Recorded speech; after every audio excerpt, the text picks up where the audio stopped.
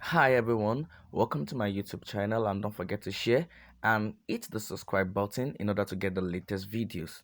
So that being said, you know the principles behind this. I'm just going to throw out a bunch of ideas of tiny changes that can improve your mental health. So light therapy, really effective. A lot of research shows it's as effective as antidepressant medication. So you could buy a light box and do 10 minutes a day of light therapy while you do your morning routine. Or if you can't do that, you could just open your curtains in the morning or sit outside in the sunlight every day for 10 minutes. Another one, consider supplementing with a multivitamin or a multimineral. So this supplement is a well-researched option. It's not a sponsor, but there's a lot of research behind it that shows it helps some people, right? You could try to add a fermented food to your diet or consider a probiotic supplement. You could do any kind of movement outside. Add one vegetable to your meal. So for example, buy prepackaged vegetables and put them at your desk every day. Daily gratitude practice. You could make a system of this by asking a friend to do it with you, or you could use a journal, or you could use an app. Express appreciation. Tell your significant other or your child something you appreciate about them every day. It will change how you feel about them, and it might even invite them to improve too. Or you could express appreciation to your boss, or a cashier, or a waitstaff every day. Another small change that can make a difference is to watch less news. And use that time instead of watching news to do some good in the world instead. You could also just switch your accounts to follow uplifting accounts like Good News or Upworthy. So make your social media a positive place and just unfollow any accounts that bring a lot of negativity to your life. And, so setting up your Instagram to follow more uplifting people probably only takes a few minutes every day. Okay, another thing that can make a huge change from a tiny change is improving your sleep. Now, this might feel impossible, but there are a lot of tiny things you can do that really add up. You could try to wake up at the same time every morning for 1 week. You could decrease your caffeine usage.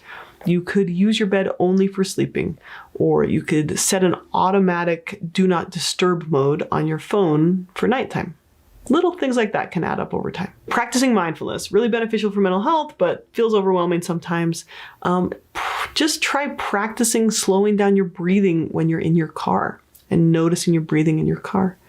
Or when you're driving, you just drive without listening to anything and let your thoughts wander for a little bit.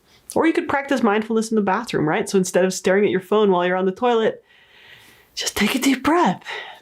Slow things down, right? Another thing you could do that can improve mental health is to set limits on your screen time.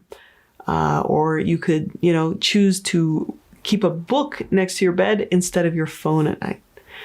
You could try the brain dump activity. You could do a 1-minute meditation each day. Just Google it. There are hundreds of 1-minute meditations. During your breaks from work, you could try going for a walk or stretching instead of looking at your phone. You could set a daily goal for how many steps you'll get to encourage you to walk a little bit more each day. You could practice a self-regulation technique once per day. So this is things like deep breathing, the yawn, or tapping. And again, these only take a minute or two every day.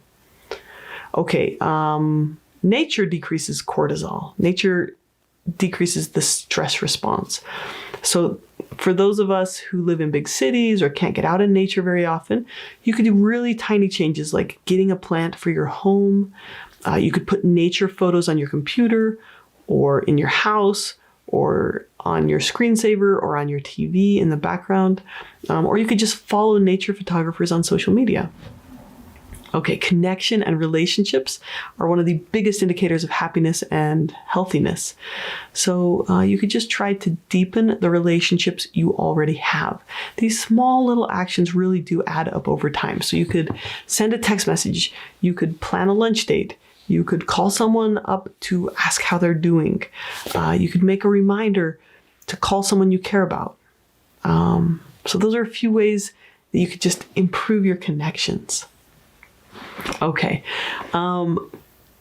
There's a few other things you can do. And I call this like setting tiny rules for yourself. And if you set these rules and you work on them, just tiny increments for a month, your mental health will improve. So one of them is like setting a rule, like I'm not allowed to call myself names. I'm not allowed to use words like always or never. So you replace black and white thinking with gray thinking. You catch yourself when you're using catastrophizing language and you replace it with a courageous statement, or like use a growth mindset. So instead of saying, oh, you replace the word failure with not yet, as in, oh, I haven't figured out how to do math yet, or I haven't figured out how to be a good listener yet, right? So I hope, like, these are a ton of little examples. And again, don't do all of them, only pick just one that you want to work on. But I hope that this list gives you a ton of ideas that you could use to improve your mental health. And again, don't try to do all of these. Just pick the low-hanging fruit and start to implement one until it seems easy to do, and then pick the next one to work on. I hope you found this video helpful. Let's get better at feeling. Thank you for watching, and take care.